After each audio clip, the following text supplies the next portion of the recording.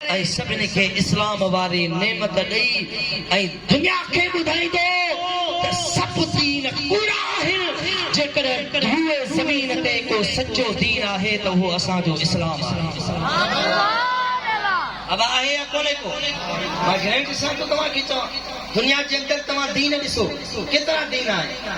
हे communist, हे दहरी जा जेके ज़हन रखण वारा छा था चवनि, अॼुकल्ह जो नौजवान काॾे वञी रहियो आहे असांजो? अलाह कोन्हे को, नऊज़ बिल्लाह, अलाह कोन्हे को। ही कहिड़ो कॉन्सेप्ट आहे?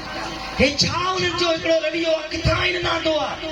अलाह जे बारे में चवंदा त अलाह कोन्हे। उन्हनि खां पुछा कजे त बाबा अलाह कोन्हे त पोइ हे दुनिया कीअं ठही? हे माण्हू, हे आसमान, हे ज़मीन, हे मौत ऐं हयाती, इहा कीअं ठही?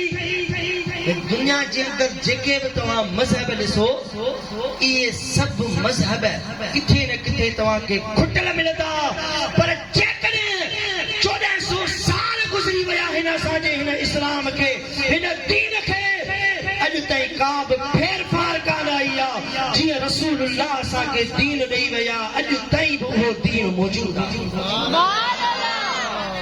इन दीन इंदल्लाहिल इस्लाम।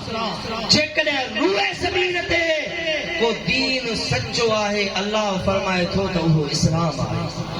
अब गाॾ वणे थी त सुभान अल्लाह चई छॾो। त मां पियो ॻाल्हि कयां त उलमान चयो 1000 साल पहिरियां जी ॻाल्हि पिया कनि त हिन रूए ज़मीन ते हिकिड़ो अहिड़ो महबूब ईंदो जेको महबूब आशिकनि जे दिलनि ते राज कंदो।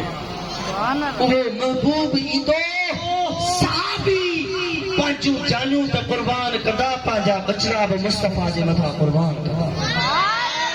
मुंहिंजा दोस्तो बुज़ुर्गो, यमन जे बादशाह चयो हीअ मिल्कियत मुंहिंजे कहिड़े कम जी? हाणे मां बि तव्हां सां गॾु हिते वेहां थो। बादशाह यमन मां माल ऐं मिल्कियत घुराई, दौलत घुराई। छा कई? मदीने जे सरज़मीन ते वेही करे हर हिकु आलिम जे लाइ घर तयारु कराई। बना लिकुल्लि वाहिदिन दार, हर हिकु जे लाइ घर तयारु कराई। पहिरां त उन मदीने में यसरब में जबल ई जबल हुया, पर हाणे 400 घर जेॾीमहिल तयारु थिया, 400 घर तयारु कंप्लीट थिया। उन खां बाद में बादशाह हिकिड़ो घर तयारु करायो, मदीने जे ताजदार जे लाइ घर तयारु करायो। मुंहिंजा दोस्तो बुज़ुर्गो, बादशाह